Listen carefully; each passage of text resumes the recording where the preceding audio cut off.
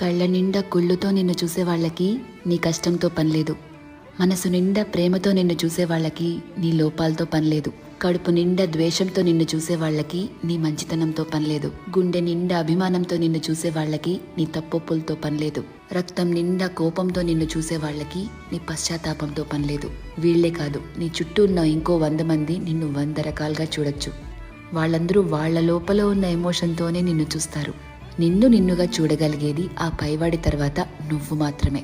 ఎప్పుడైతే నువ్వు నీలో ఉన్న తప్పులు ఒప్పులు, మంచి చెడు, నీలో కోపాలు, నువ్వు చేసే మోసాలు, నీలో మార్పులు, నువ్వు పడే పశ్చాత్తాపాలు, నీ చుట్టూ బాధ్యతలు, నీ ఆశలు, వాటికై నీ కష్టాలు, దేవుడిచ్చిన లోపాలు, నీ ప్రయత్నాలు, ఇలా ఎదుటి వాళ్ళని జడ్జ్ చేయడానికి మనం వెతుకుతూ ఉంటామే, వాటన్నిటి ద్వారా నిన్ను నువ్వు చూసుకోగలిగితే ఎలా అన్బయాస్డ్గా, లాయర్లా కాదు జడ్జి లాగా, అప్పుడు నువ్వేంటో నీకు అర్థమవుతుంది కదా.